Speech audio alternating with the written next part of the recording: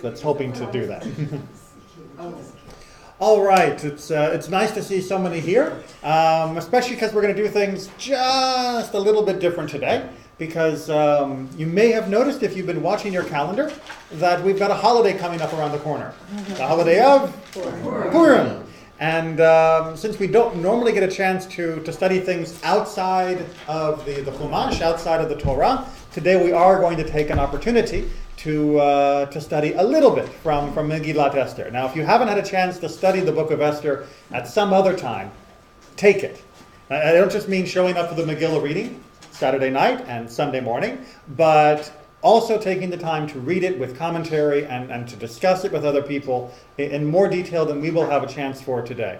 Because most of us, when we first think of the Megillah, as we remember it when we're beginning to become acquainted with our texts in their original ways, tend to think of the story as being, well, a little silly. Right? We tend to think of it the way we remember it from the spiels that we've seen, from all of the funny skits and plays. We remember it from the buffoonery that we see in the animated version that we show to kids, or that maybe was the only version we saw when we were a kid.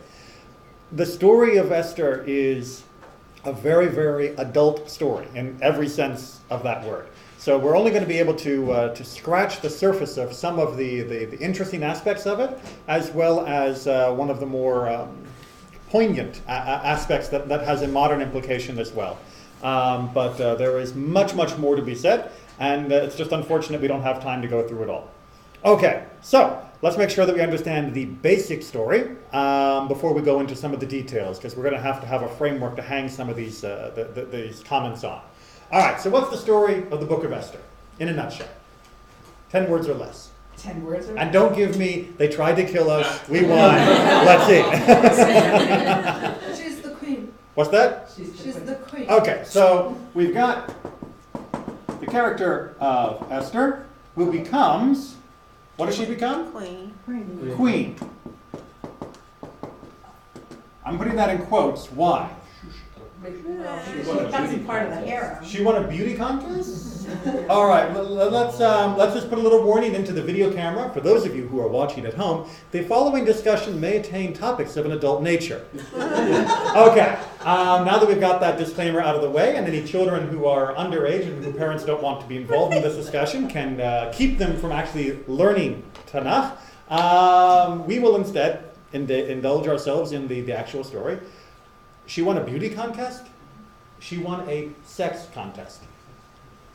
Okay? If you read the text very, very carefully, how was she chosen? Was she chosen from among a lineup of women? Where they all paraded in front of the king in one day and he just went down the line going, she's the prettiest? No. What happened? This one went, and every day she picked one and he... We're adults. And the word day, thank you, and the word day is the misnomer. Each one was given a night with the king, with Achashverosh, and after they had been with him for the night, they then went into the harem. So every single woman that was trotted out for his consideration, he slept with, and they ended up being his wife in the harem, in the sense of wife, concubine, sexual object for his satiation, however you want to describe it. It wasn't a beauty contest. We portray it that way because we're not going to do the alternative for our 5 and 6 and 7 year olds. But it's important to remember that the real story was one of exploitation and subjugation. That these women were being taken from their families. They were being put into his chambers, and he was doing with them as he wished. And the best they could hope for was that he wouldn't be so unhappy with them that he would punish them, but that they would now live out the rest of their days in the harem, never having a chance to leave or be married to anyone else. So all of the runner-ups, they still stayed around in the stable. And I'm sorry for the harshness of the term, but that is the way that the Persian kings treated their queens. They were kept forever afterwards, because it would be very unfitting for a woman who had been with the king to be divorced and allowed to marry some commoner or even someone else of less royal stature. So let's make sure we got no illusions, no kiddie vision of what was going on. So once these women were with the king or slept with him, Right? they keep in a high standard position. Well, what kind of position were they in? They were in what is rightly called the harem. The harem was the women's world, something that we tried to reflect a little bit in Vashti's banquet. This notion of a place where the women who were attended to by the eunuchs, which were men who had been emasculated, so that there would be no chance for them to impregnate any of the wives. They had their own kind of system of living. They weren't allowed to just, walk out to the market on their own, because who knows what would happen. These were property of the king now, and very, very special. And so instead they were under the care of these eunuchs, and the eunuchs as well were a very important political force within the ancient empires. Why would it be good for a king to rely on eunuchs, apart from the not getting your wife pregnant aspect? Why would, if you were a king, why would a eunuch be a wonderful person to have as your trusted advisor, or chief of staff, or somebody that you could give an important oversight of a treasury aspect or something like that? He wouldn't be distracted. Wouldn't be distracted, okay, thinking in terms of mental acuity. A eunuch's not going to be thinking about other things, except maybe the loss. But he's not going to be thinking about women. You're hoping that the eunuch doesn't have a copy of Playboy in his desk rather than doing his work. But there's another much more practical reason. He's not as likely to be trying to overthrow the king. Why would he not be as likely to overthrow the king? Because he couldn't have any heirs. Exactly, because what's he going to do? Take the king's position for his kids? Is he going to try and pad his own wallet for his kids? Is he going to engage in nepotism to support his children, to help them rise in rank? The idea was that a eunuch would be an unbiased, impartial agent of the king because he had no ulterior motives. There was no one else that he could be looking out for. That was the supposition. And some of the people who became eunuchs in the ancient world did so voluntarily, okay, as a way of political advancement. I was going to say it didn't work out that way because they were interested in power and politics. And unfortunately, we discovered that even if you don't have kids, that you're going to try and leave this kingdom that you've stolen, or the treasure that you've embezzled to, people can nonetheless still try to pad their own lives quite nicely. And we see that the conspiracies of the eunuchs from both within the Megillah as well as within other ancient texts was rampant. The eunuchs were not reliable, impartial members of the court. But in both the Persian court as well as every other court where eunuchs played a significant role, eunuchs were just as conniving, plotting, scheming, and underhanded as anybody who actually had all their equipment and children. Apart from the eunuchs, the word harem, I recently read, is related to our word cherem, which is excommunication, which you separate people from your community. And the ladies are separated in the harem from everything else. I hadn't read that particular derivation, but that's very interesting. Now, one of the things that's also important to remember is, and to go back to why I put these little scare quotes around the word queen, is when we think of a queen in the modern world, like the Queen of England, well, maybe she's not exactly the perfect example, but maybe let's go back to Queen Elizabeth. Powerful, right? The powerful woman. I mean, you think about the European chessboard. What is the most powerful piece on the board? Queen. If Esther has been chosen to be chief wife, or queen as it's called, because she was the one who pleased the king in bed most, is this really a position of power? If Vashti was gotten rid of because she dared to say no to the king, is this really a position of power? If Esther can't go to see the king without having been invited under pain of death, is this a position of power? As it is originally conceived. Isn't it that about the best that a woman could hope for, though? Well, if you're going to be in a powerless relationship, you might as well be in a wealthy and comfortable powerless relationship. And one where you, at his whim, have access to the king. I'm just, I'm not disagreeing. No. I think you're absolutely right that if you are a woman living in this kind of position, If you live in a country where, as we see at the very first chapter of the book of Esther, we are being told that women are going to be subjugated to their husband's command. Remember, that's an edict that becomes promulgated after Vashti's disobedience, which implies that that was not the law prior to Vashti's disobedience, right? If he's making a new law, then that means it's a new law. So if there is a period of repression against women's freedom and women's rights within the Persian Empire, thanks to Vashti's act of defiance, then you're right. If you're a woman, you're now trying to look at your career choices and saying, well, I can be the wife of a workman or a farmer and a drudge and be like one of his mules. And gee, that sounds like a lot of fun. Or I can be the wife of the king and be one of his mules in a different sense. But at least there it's comfortable, it's a lot nicer, and perhaps through him I can have some measure of authority. If you think of it as like a wife would share 1/10 of the authority of her husband in some sort of diminished capacity just by influence, then if your husband's the king, well, 1/10 of infinite power is pretty good compared to 1/10 of the power of a farmer. So you're right, this may be the best that a woman could have hoped for at that time, which doesn't make it good. Which doesn't make it good. And we're gonna wrestle with this question of her relationship to Ahasuerus in more detail as we go on. So Vashti's out. Esther comes in, not necessarily to be the queen and helpmate and the right-hand woman of Ahasuerus, but because he was lonely for the prettiness of Vashti, and he wanted someone who could keep him in the style to which he was accustomed, so to speak. But what is it about Esther that is not known?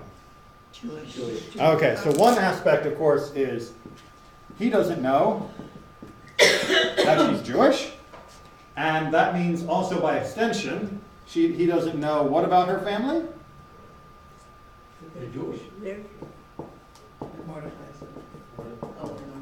Okay, who was Mordechai? That's a good question. Who was Mordechai? We tend to always imagine Mordechai as being kind of her dear uncle that was looking out for her and giving her good advice and all of that. Mordechai has a much more important role within Persia as the story begins. Mordechai is a mid-level bureaucratic functionary within the Persian Empire.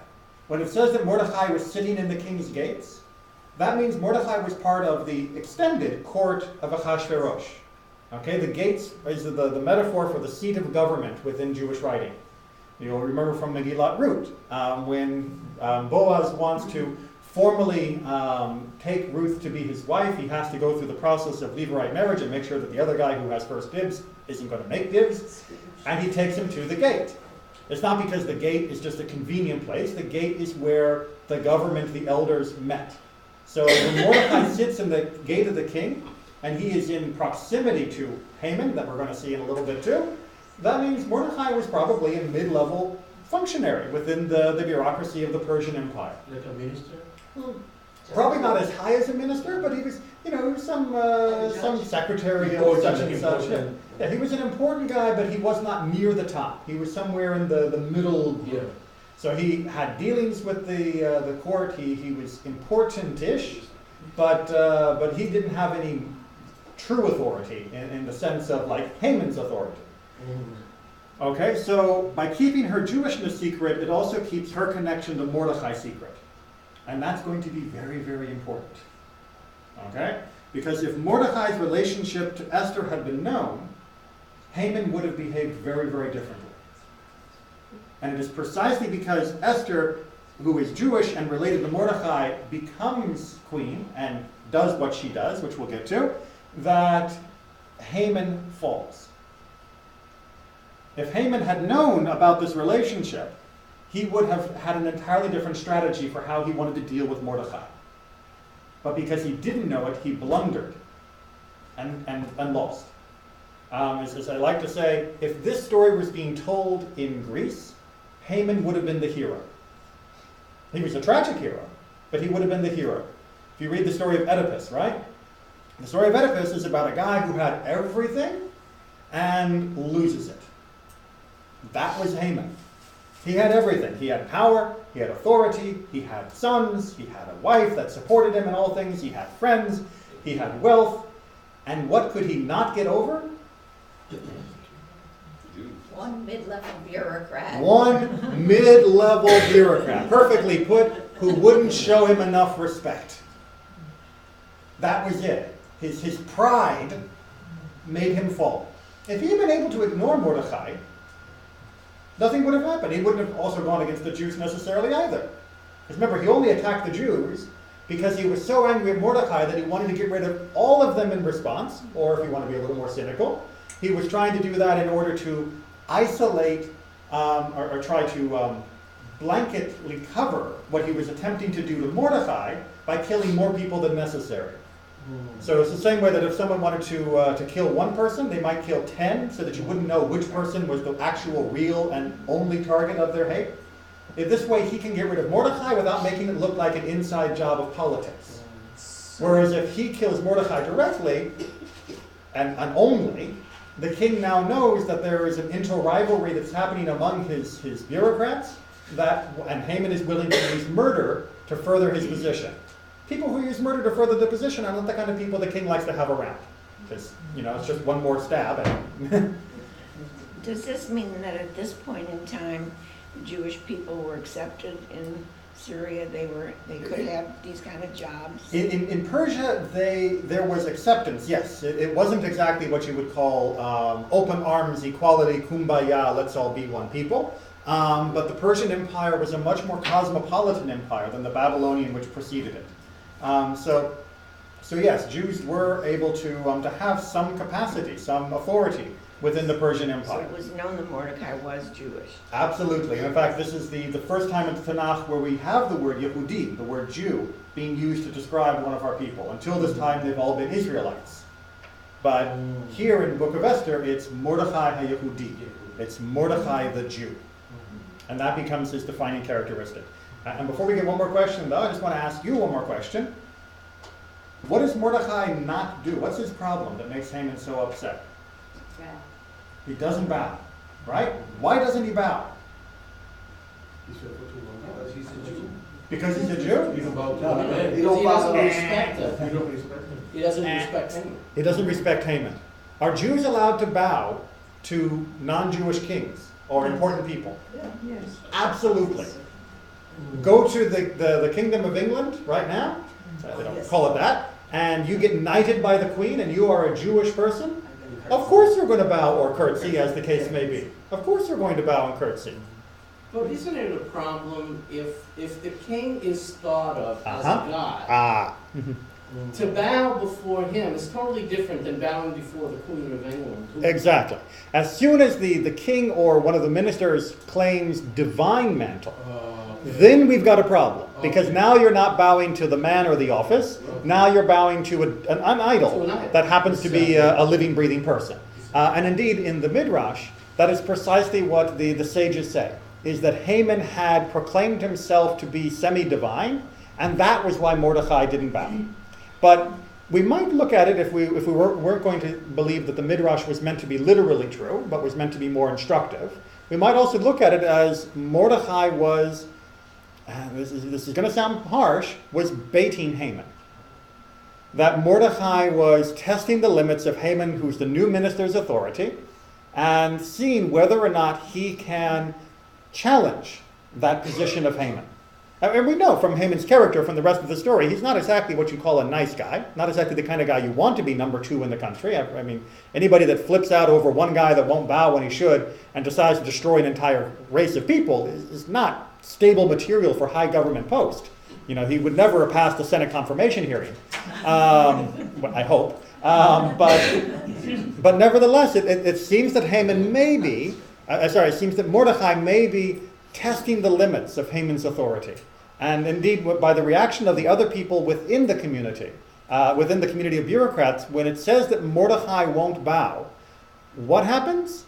It doesn't say Haman got mad. It says the other people pointed out to Haman to see what he would do and whether what Mordecai did would stand.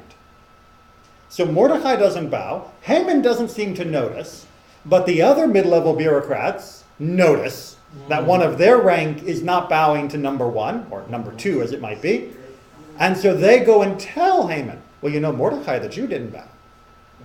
In order to see, is Mordecai going to get one up on Haman here? Or is Haman going to come down on him?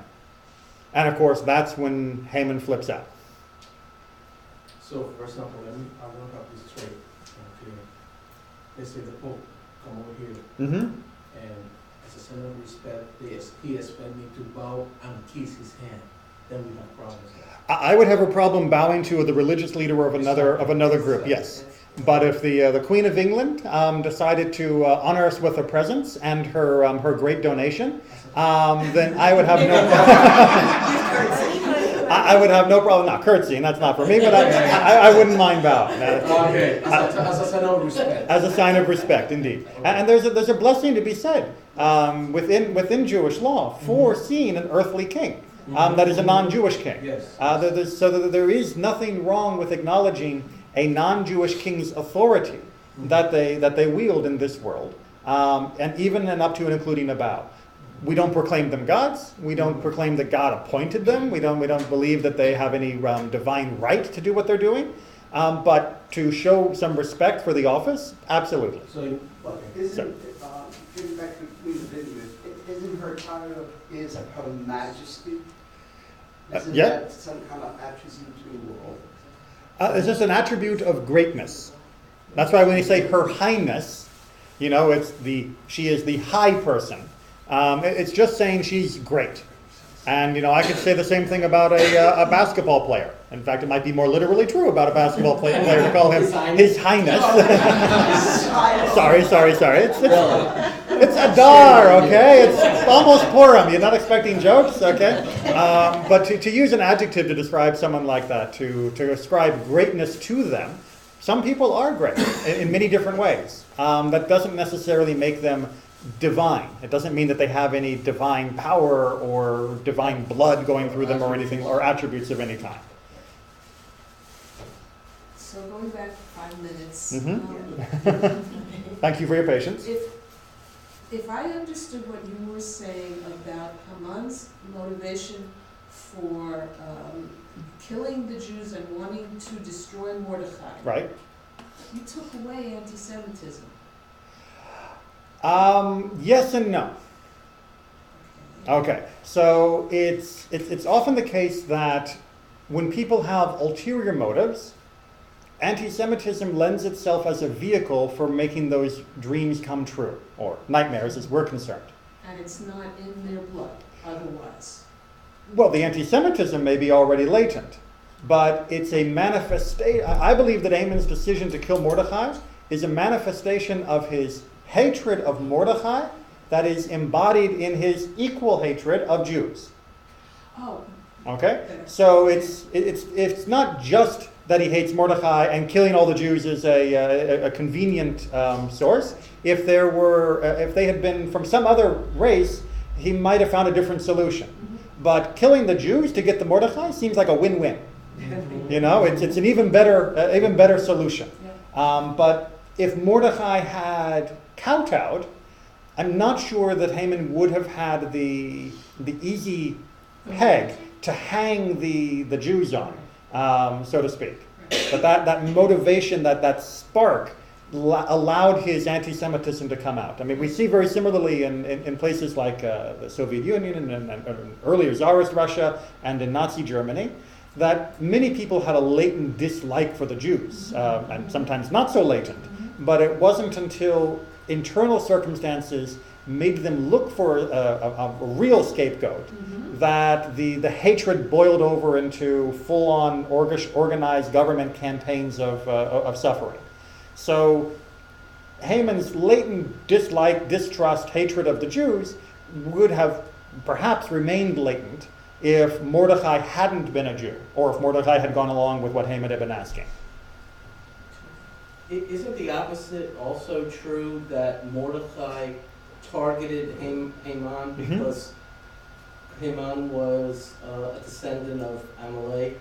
So according to the way we read the text, the Midrash seems quite convinced that Haman being Agagi was actually descended from King Agag, who was the last king of the Amalekites. And if you haven't seen the movie One Night with a King, the opening scene does a wonderful job of making that connection. The opening scene has King Saul incompletely fulfilling God's command to wipe out the Amalekites, and Samuel's castigation when he doesn't do it properly. But it also shows how, according to Midrash, there were enough descendants that were able to flee from that massacre of the Amalekites that retained a latent hatred of the Jews all the way up until the time of Haman. Whether or not the rabbis meant literally that Haman truly was a descendant of the Agagites, or of King Agag, and therefore from the Amalekites or not, or whether they were trying to say that the spirit of the Amalekites can be rekindled in different generations, in different places, and in different faces. I'm not fit to give infallible judgment on. Okay, we're running short on time, but I knew this was going to happen as soon as we began to unpack the story. See, it's a little bit more complicated than we make out for the kids, isn't it? Okay, so how does this all fall apart for Haman? What happens? Well, Mordecai, by sitting at the gate, overheard a plot that gets reported and therefore thwarted and reported in the Chronicles, and then later the king reads those Chronicles and wants to honor Mordecai for stopping the plot. Which is a completely unnecessary diversion. Okay, when we're reading the Megillah, notice to yourself the story of the failed assassination attempt of Bigtan and Teresh, and Mordecai's spoiling of that assassination, and then his later honor by the king, does nothing to save the Jews. No, but it moves it inflames Haman. It makes Haman angrier, though. Right. It makes Haman angrier, but what is it that actually saves the Jews? Esther. Right. Esther. Okay, she is the one that saves the day. With trepidation. She's not sure whether she should risk herself by going to the king when she hasn't been summoned, and risking therefore her own life, in order to save the other Jews. And Haman says to her, look, we'll be saved one way or another.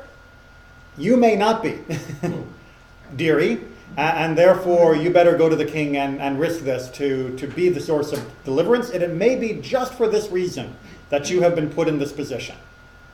But what is that position? Well, we see in that scene, the famous throne room scene where Esther comes in to see the king having not been invited, we see a next step of Esther's character. Because in the very first chapters, Esther is the girl that everybody likes, that is sweet and pretty and does what she's told. Right? Her uncle Mordecai tells her, don't tell him you're Jew. So she doesn't tell. She goes into the harem to get prepared, and she does whatever the eunuchs tell her to do to look pretty. She doesn't ask for anything special. She doesn't do anything different. She just does what she's told. She gets married, to use a euphemism, to Ahasuerus, and she goes along with it all. When Mordecai comes to her with this problem, she starts giving orders. And she says, okay, I'll do it. You tell everyone in the Jewish community to go fast for 3 days. By the way, we only have to fast 1 day. Thank you. And by the way, when are we fasting? Tomorrow. Okay? The fast of Esther is the day before Purim, but if the day before Purim is Erev Shabbat, because Purim is Saturday night, then that means the fast is pushed back until Thursday, because otherwise it would disrupt our preparations for Shabbat. So it's tomorrow from sunup to sundown that we don't eat. So she starts giving commands for the community. A little bit hesitantly, a little bit of mixed feelings, but she starts giving commands. Then she has that famous little feast where she exposes Haman. And what happens after that? How does the power structure shift? What happens with Mordecai, Esther, the king? By this point, everybody's already shouted themselves hoarse. They're not really listening to the Megillah anymore. Okay, so let me break it down for you. Mordecai gets Haman's position. Who gives it to him? Esther. Esther. Esther is the one who raises up Mordechai. Okay? Read the text carefully. By the end of the Megillah, Esther is now, without quotes, queen. By the end of the Megillah, the little maiden, who began as this soft-spoken, did everything other people said, and was, just allowed to be, pretty and look nice and all of that kind of stuff, turns into a woman who's willing to push back against her uncle and is willing to give orders for the whole community. And by the end, Haman is equally terrified of her and Ahasuerus. And Haman pleads to her for mercy, not to Ahasuerus. And it is she who decides what happens with Haman's property and Haman's position. And it is she that proclaims the holiday of Purim. She ends up being a real queen by the end of the story. Of all the characters in the Megillah, Esther is the one who has the most development as a character, the most change and transformation as a person. And it is to her that the entire miracle happens. It rests on her shoulders. Yes, Mordechai does this thing with thwarting the assassination, and that's great, and that really helps, tick off Haman when Haman has to lead him through the street on the horse. But that alone would not have saved anyone. It was what she was willing to do, and it was her willingness to take power that lets her win. But you really wonder what those eunuchs were doing in the harem. That first you have Vashti go against the king, and then after Esther has spent all that time in the harem, she's emboldened enough to take full power. Well, that's also not just what the eunuchs are doing, it's also who Ahasuerus is. One of the great themes of the whole Purim story is that the Persian king, the mightiest man at the pinnacle of the mightiest empire in its day, is a complete wuss. Okay? He listens to whoever talks to him last. So when Vashti won't come, all of his advisors say, well, we should make sure that she's punished and that the other women learn from that lesson. And he goes, okay. And then Haman says, there are these people that don't do the stuff that that we say they should do. And he says, okay, we can kill them. And then Haman comes in and says, if you want to honor someone, you should dress him up in the king's clothes and put him on the horse. And he says, okay. I mean, the whole story, Ahasuerus is just saying yes to whoever was the last person talking to him. And it's not surprising then that Esther is willing to step into that gap and say, if you're just going to do what other people tell you, let me tell you what to do, because I've got a better idea than that Haman guy did, and I've got a better idea than the eunuchs do, and I've got a better idea than all the other people who you can't trust. I'm on your side, and for your sake and my people's sake, we'll do this right. Which leads us back to one of the most difficult aspects of the entire story itself. And the handout. Few that way, few that way. Where are we in Jewish history at this point? That's a big question. This is after King David. Oh, you mean in the story? Where are we? Oh, I thought you meant where we were today. Yeah, this is after the Babylonian conquest and the beginning of the Babylonian exile and the destruction of the first temple, and it's after the destruction of the Babylonians by the Persians. Okay. So this is at the beginning of the Persian rule over the Jewish people. And before the second temple was built. There's some discussion of exactly where it happens, but according to the Midrash, the second temple had begun being built, was put on hold, and was currently on hold during Ahasuerus' reign. So that's the way the Midrash tries to break it down for us. Okay, handouts all around? One extra. Woohoo! How was that for a little prophecy? Oh, we got it to the corner. No extra. Perfect. Okay. Okay. What is Esther doing married to this guy? Okay? What should she have done? What should she have done? At the beginning? She should have married a nice Jewish boy where the king comes by and says, you're pretty. What do I care that you're married? She could hardly refuse. She could hardly refuse? Are you saying that throughout history, when Jews have been told to do things that are immoral, that they've never refused? We've martyred ourselves all over the place. For three things we'll talk about in just a second. Why didn't she throw herself off the parapet? Why didn't she drown herself in the bath of the harem? Why would she allow herself to be abused and used by this non-Jewish king, this corrupt empire? What is she doing? A nice Jewish girl married to this non-Jewish imperial tyrant. Maybe she thought she had a mission. Maybe she thought she had a mission. Mm-hmm. Well, let's see how our tradition has handled this, because we're not the only people who have asked this question. Because our people have, throughout the ages, in many cases, chosen to let themselves be killed rather than do what Esther did.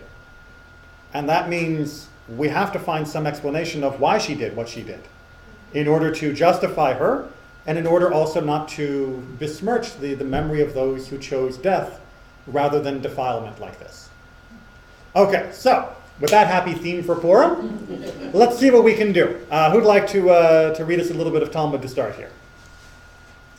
Said Rab, this approach to the king was unlawful, because every single time she approached the king until now, he was forced. Now she did so willfully.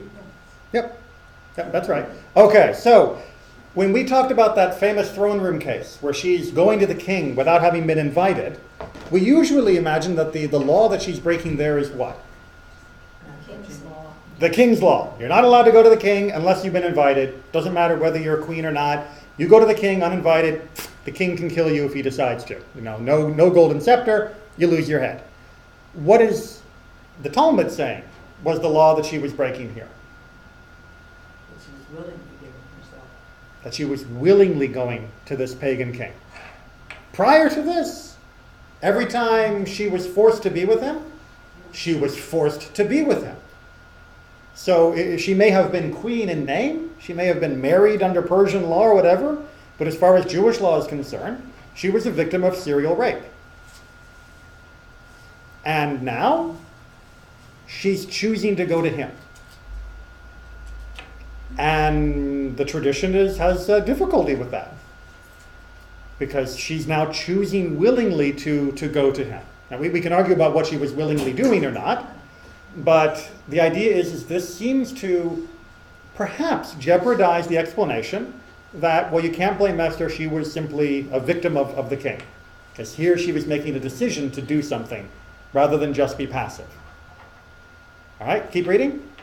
Said Rab Levi, when she reached the idol room, the divine presence left her. She says, my God, why have you abandoned me?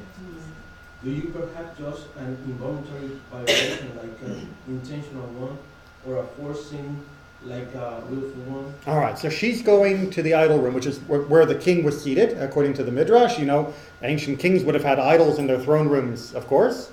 And as she gets there, she can feel, because according to Midrash again, she is a prophetess, so she can feel the divine presence leaving her. She's going to beg for the life of her people, and she can feel that the divine presence is leaving her. And she feels judged. You know, God, why are you abandoning me? Especially right now.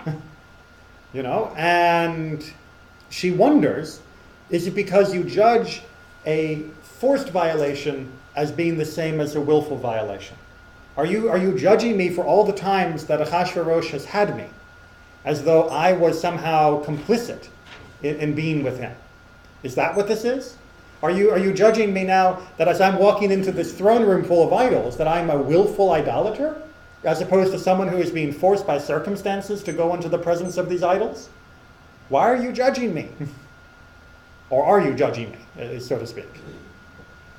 So we can see her feeling of her pain, of her being torn in this position. So what are Jews supposed to do when they're in a position like that, where someone says, transgress or die? She had a purpose. She had a purpose. Well, are all purposes good enough? I think it's good enough. So if I say, I would like you to go kill a random person on the street, or else I'll kill you, is that a good enough reason to go kill someone? But she had a purpose to help her people. So That made it okay. okay, well let's unpack that a little bit. when is a reason good enough to transgress? When are we allowed to transgress the laws? Not when you're trying to save yourself. Not when you're trying to save yourself. Sorry, just getting a little warm in here. Not when you're trying to save yourself, trying to save your own skin. So if someone says, eat this ham sandwich or I shoot you, you take the bullet? You take the ham sandwich. Okay. If someone says, worship this idol or I shoot you, Die. take the bullet rather than the idol? Okay. That's what the law says. Well, okay, let's take a look and see what the law says, because, It has to be in public, too. well, let's take a look and see what the law says, because this is not a theoretical discussion for Jewish history. Right. All right? It may feel like that for us now. I hope it will, however, help us clarify for ourselves what our faith should mean for us. And God forbid we should ever be in a position to have to put this law in practice. But do bear in mind that this is not a theoretical discussion for the people who are discussing it in the Talmud. This is par for the course with their dealings with the world around them. All right, so who'd like to lead us through this? Look at all these volunteers. Marion, thank you. When Rob Jimmy came, he said, Rob Yohanan said, the cited rule about having to give up one's life on account only of the 3 sins listed. All right, so that's a little parentheses because prior to this section they talked about that you're allowed to break every mitzvah except for 3 in order to save your life. And what are the 3 that you don't break? Sexual. Idolatry. Idolatry is one. Sexual immorality is another, what's called arayot, as a collective term, covering things like adultery, incest, and bestiality and whatnot. And what's that? Murder. And murder. And murder. Okay? So if someone comes to you and says, eat the ham sandwich, violate Shabbat, don't study Torah, don't circumcise your kid, anything like that, you do what they say, and you live. And then when they're gone, you do what you should do, right? You don't give up Judaism completely, but for the moment, to save your life, absolutely you can violate the mitzvah. Unless they come to you and say, sleep with your sister. Or they come to you and say, sleep with this other man's wife. Or they come to you and say, worship this idol. Or murder this other innocent person. And what about convert to Christianity? Christianity is a much more of a, what we call a machloket, a much more of a dispute of whether that qualifies as idolatry or not. Right. But the second half of this paragraph may throw even more confusion into the mix. Keep going. By solely in the time in which there is no royal decree to violate the Torah. But if there is a royal decree, then even on account of the most inconsequential religious duty, one should be put to death and not violate the law. Okay, so if there is a decree made by the king to wipe out Judaism, that is the purpose of their prohibition of fulfilling the mitzvot or forcing the violation, then even if they tell you to do something trivial, the example that's given in the Talmud, we're going to get a little bit later, but maybe we'll just give it now just to move us along, is if they tell you to change the way you lace your shoes to match the way the idolaters lace their shoes, you say, no, I'd rather die. If the purpose of their order is to uproot Torah, then you defend every mitzvah with your life. All right, how are we working on the distinction here? Okay, let's, what's that?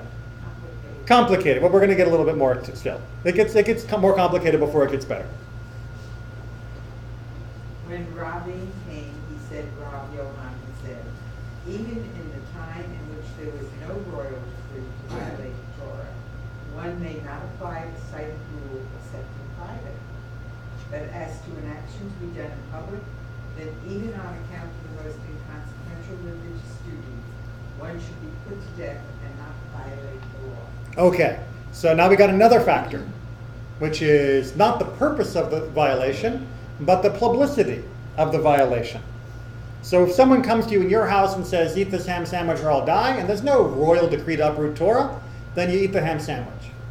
But on the other hand, if they stand you up in front of the town square and say, eat this ham sandwich or die, and there's no royal decree to uproot Torah, it's just the local ruler being a jerk, what are you supposed to do? Die. Hanukkah. Well, in the good part at the end, yeah. But the Hanukkah, yeah.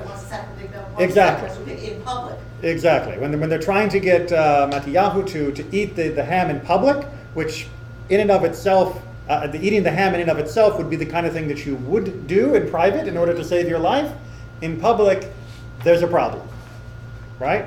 Because a public act in desecration of Torah seems to be the equivalent of a decree to uproot Torah. And what we are saying here is, let's say that we are lost younger. All that we have to eat is a pea. We can eat it. Absolutely. Absolutely. Cook it first, otherwise it's not healthy. But yes, when we're not talking about government decrees, we're not talking about a public desecration, but we're simply talking about personal survival in the middle of nowhere, you can absolutely do that. You can't kill someone to save your own life. If you're in the jungle and there's another guy with food and he won't share it with you, you're not allowed to shoot him to take his food. If you're in the jungle and there's someone there who's married to another man and she says, I'll give you food if you sleep with me even though I'm married to someone else, not allowed to do that. And if there's a big idol and the only way to get the food is to worship the idol, you don't get the food either. But yes, everything else in the middle of the jungle, no problem to keep yourself alive. All right, where's Esther in this?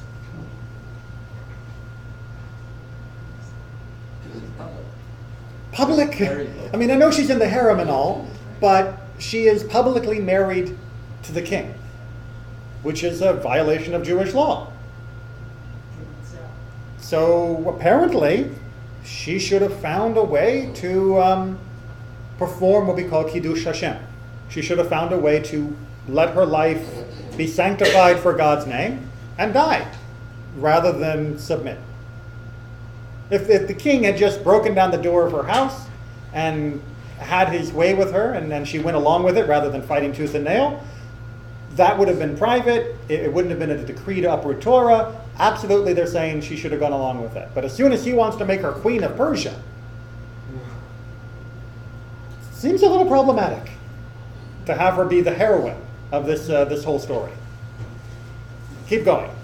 Pick up from the last paragraph, though. We already talked about the shoelaces. But there is the case of Esther, who violated the law in public by marrying a Gentile. Said Abaye, Esther was merely in the status of the soil of the earth. Soil of the earth. Karka olam. Which means utterly passive. So the way Abaye is trying to clear Esther's name is by saying, yeah, but it wasn't even like she was being treated humanly. She was just dirt for Ahasuerus. And therefore, he did what he did, and to use the colloquial from England, she lay back and thought of England. She wasn't present for what he was doing. And therefore, we wouldn't hold her any more accountable for the sin committed with her than we would for the dirt being accountable for the sin that's committed when people murder someone on top of it. She was a mere instrument for his transgression, and therefore she herself should not be held accountable for what took place. Is the way Abaye is trying to resolve this. So she dismissed herself, basically, for this act? Essentially, the dehumanizing aspect of what Ahasuerus was doing also transgressified her participation in it. Since he wasn't even treating her as human, she couldn't be held liable for having gone along with it rather than committing suicide. It's quite a slippery slope. Quite a slippery slope? You don't think so? It's not what I think. I want you to participate.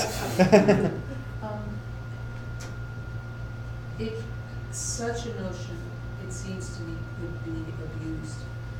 Of just in all going kinds along. of situations, where to the point where even when there isn't danger, it's used as an excuse. Certainly, the notion of being passive in the transgression that takes place around you, and I didn't do it. I just it wasn't even like I was there when you were there. Can absolutely become problematic. I didn't participate in the gossip.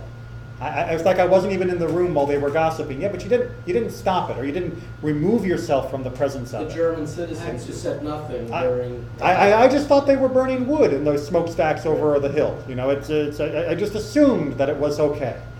It is very much a problem. On the other hand, in this particular case, the rabbis need to rescue her. They need us to understand that she is a heroine, despite what she did. And at the same time, as I said before, they need to make sure that every Jewish woman who went through something that looks awfully similar, of being accosted or raped or abused in public and demeaning and horrible ways, who chose death rather than give in to that, weren't just stupid in giving up their life for nothing. So they have to be able to justify both heroes of our people. Those who fought and survived for our good while submitting to something like this, while also justifying and supporting and commemorating those who gave up their life rather than submit for something like this. And that was Abaya's attempt. Now, it's not the only attempt we're going to get, but that was his. I'm not trying to defend her, but wasn't she listening to Mordechai? Yes, although in Jewish law, no one can tell you to sin, and that gets you off the hook. Okay. So if I hire you to go murder someone, you're still the murderer. Now, I can be punished too, but I didn't actually do the murder. You did. So yeah, Jewish law doesn't allow you to do the I was only following orders, or I was only doing as I was told.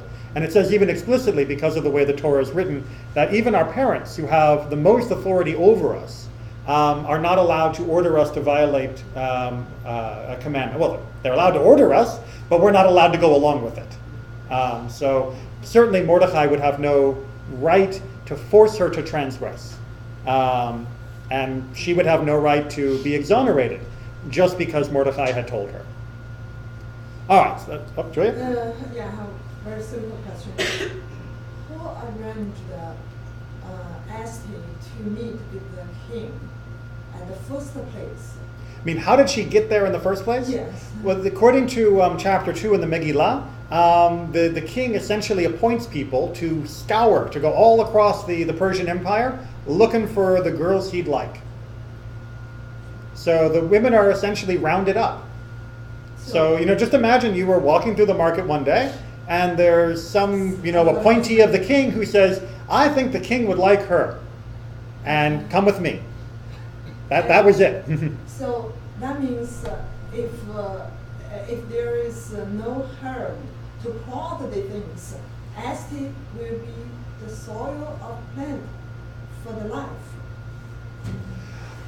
I'm not quite sure I followed that. Means Esther won't be if. So she married to king first. Right. How long she married to the king, and then the murder kids happened. How long was it between her marriage to the king and the Haman plot and everything else? We're not sure. And so what I mean is, if there in history there are no harm to plot to murder the Jewish, that means She means Haman. Haman. Haman. Haman. Haman. Yeah, I'm sorry, Haman. And then so that means Queen Esther will be the bad person in the history of Jewish. Okay. So what you're saying is, if the only way we can justify what Esther did is because she was able to save the Jewish people, then what we're essentially saying is, if it would have been great, Haman wasn't evil, or Haman wasn't even there, then she would have been a traitor to our people rather than the hero. So it's like the only way she was able to clear her name was because there was a disaster. And if there hadn't been a disaster, we would have written her off as being just this terrible woman who intermarried. Right? I was thinking the same thing. Well, we need to figure out a way then to still protect her. And not just her, but we also need to find a way to protect other Jewish women who have gone through similarly difficult circumstances and chose not to die. Okay? The rabbis were very cognizant that they had to give ways for people who had compromised their faith, or had done things that looked like compromising their faith, to still find their way back in to the Jewish people and not be completely kicked out. And so they are going to try and defend her here. So let's just get the defense, and then we'll continue with a few more questions on this. Marian, I think you were reading, right? Rabbi said, hasten which is done on account of the benefit, accruing to the enemy same principle applied there to Esther. If they're doing it because they want to, as opposed to doing it to get rid of Torah, or doing it publicly as a way of demonstrating their authority, that's okay. All right, let's make sure we follow this here. Yeah, lots of things going on here. If the king or any non-Jew comes over to you and let's say it's Shabbat, right? And the soldiers of the king march into town on Shabbat and they say, "Innkeeper, lunch." Oh, we're not supposed to cook on Shabbat, right? Do you say, "I'm sorry, I will not cook on Shabbat," and they kill you? Or do you cook on Shabbat? According to this, you cook. Why do you cook? It's going to be public, right? And we're assuming, of course, that there's no edict here that's trying to uproot Judaism, but it's definitely going to be public that you're cooking. You know, the fireplace is going to be going. People are going to know the Jewish innkeeper was cooking on Shabbat. But the only reason they were asking for food was they were hungry. And if you're just doing it because they're hungry, you can go along with it. Then what about all those women who made the other choice to give up their lives rather than submit to the king who only wanted them because he was hungry? Because you couldn't get a pretty wife any other way. The question then becomes, when you are trying to choose whether you give up your life or don't, you have to be weighing many different factors in here. And if it's just because they're looking for something that they want, the idea here is that what they're doing doesn't destroy Judaism. Okay, so for the women who gave up their lives for the protection of Judaism, when in fact Judaism wasn't under attack, that is problematic. Okay, so if the soldiers of the town come in and say, "We want lunch," and the innkeeper says, "I'm not going to cook it for you because it's Shabbat," he's done something wrong. The innkeeper has done something wrong, but the soldiers aren't nice either. Right. But as far as Jewish, Put a fence around Shabbos? you absolutely put a fence around Shabbos, but your life takes precedence. However, if they are coming into town and saying, "We're going to show you that Judaism is rubbish, cook us lunch," But the women who gave up their the women who were abused weren't giving up their lives. I don't understand how you can apply this. There may not have been a religious reason on the part of the attacker, or a wish to uproot Judaism on the part of the king. So to give up your life for this, you suggested would have been a mistake. Yes. In that moment, who is bright enough? Who is thinking about the motivation of the attacker? Yeah. Yes. And it looks an awful lot like this is violating some really basic principles of Judaism. Absolutely. A married woman gets caught by some bandit out in the middle of the forest, and he says, "Submit to me willingly, or I kill you. You know, don't fight me, but I'm going to have my way with you, or I'm going to kill you." She's married. She knows she's not supposed to be with some other man. What is she supposed to do? According to the rabbis, she is supposed to submit. If he says, on the other hand, "You Jews think you're so great, you think your Torah makes you so pure, I'm going to show you, and I'm going to show everybody, you know, that you Jews are just cowards and don't have any faith, blah, blah, blah, blah, blah. Submit to me or I'll kill you," then you die. The motivation of the attack determines the response, not the content of the attack. And the problem our rabbis felt was that they had to find a way to both support the willingness of some to be martyrs, while at the same time not turning all of us into martyrs. There were periods of our history where the local lord would sleep with every newlywed woman. If every single one of them had committed suicide, there'd be none left. And that would be it. So the rabbis were walking a tightrope. They needed to give legitimacy to those who needed to survive, and they also needed to continue to support. Now they don't say that those who gave up their life in such circumstances should have known better, because you're right. oftentimes the attacker doesn't come with a neatly printed explanation of motivations. Hello, I'm being your attacker today, and I'd like to explain my actions. That doesn't always happen. Rarely does it happen, except in the case of royal edicts. So the rabbis were not going around saying, this person was bad for being a martyr, this person was being bad for being a martyr. They were talking to people who were alive and trying to give them guidance of when they should and when they shouldn't. And it's not an easy position. And isn't that part of the rabbinic decision to put the chain of Judaism to the mother? Because you always know who the mother is, but you may not always know who the father is. Because of those circumstances, that there were women who were taken. So certainly the principle of matrilineal descent, that the religious identity of a child follows the mother's religious identity, was partly influenced by the fact that the identity of the mother was a certainty, but pre-DNA tests, the identity of a father wasn't. It's not the only reason for matrilineal descent in the ancient system as it developed, but certainly that did play a big part of it. I'm curious, historically, when a Jew is put into that situation where they have to decide, do I give in or do I take death? And they decide to give in. Right. Then they come back into the Jewish community, Yes. and the Jewish community says, that Wrong was terrible, choice. you should have died. Right? That, No. Because unfortunately we have a lot of history of that, especially during the Spanish Inquisition. We have many records of exactly those questions. Here is, Senor so-and-so who lived in Spain.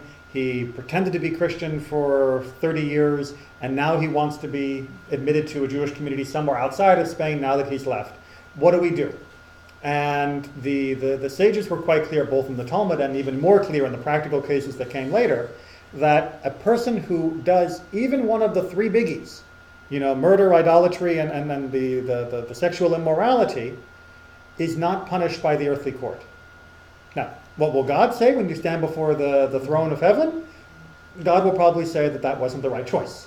But the earthly court is not allowed to say, you made the wrong choice and we're now going to punish you for murder. right. Or you made the wrong choice and we're now going to punish you as an adulterer. We say, it was a terrible situation. It was what we call ones, where you were being compelled. You made, from our perspective, what appears to have been the wrong choice from what our tradition teaches, but we have no authority over you in that case.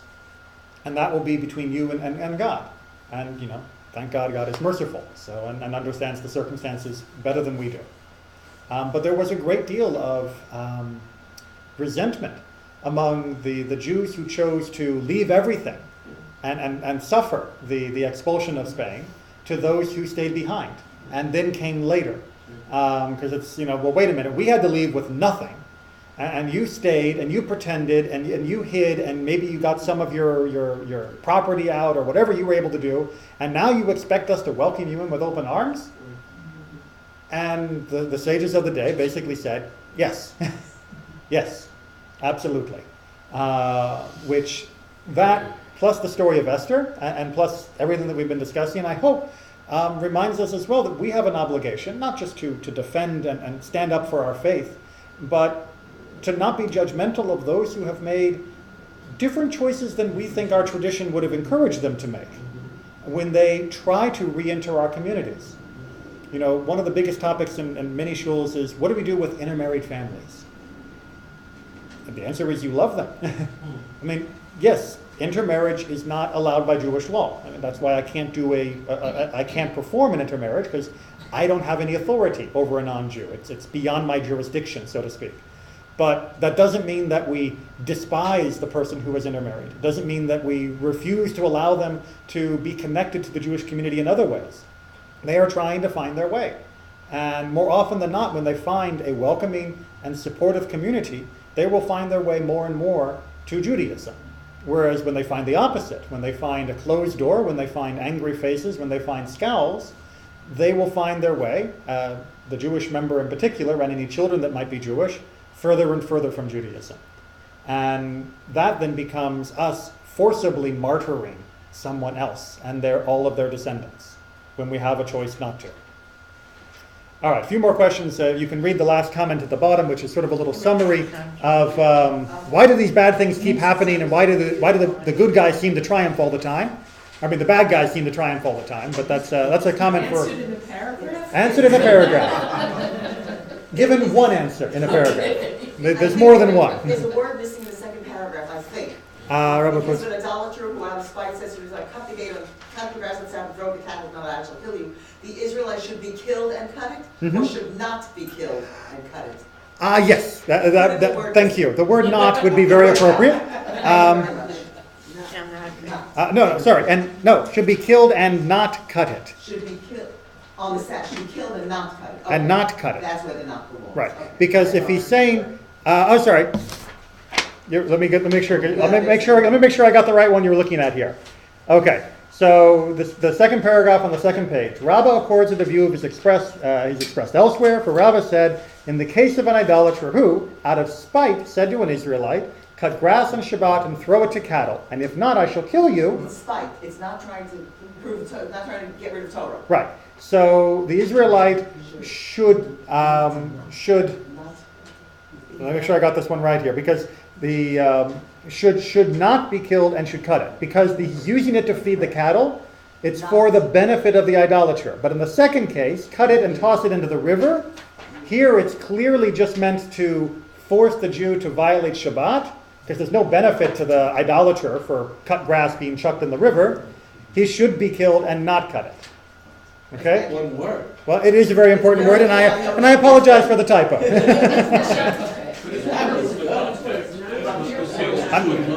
Yeah, exactly. Yeah. Right. It should not be killed. Should not be killed. In the first case, not be killed. When you're feeding the cows, you should go ahead and do it. But if you're feeding the river, you should be killed. Right.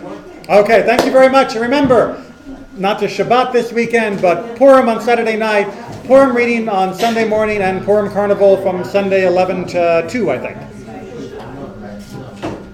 Thank you. Thank you.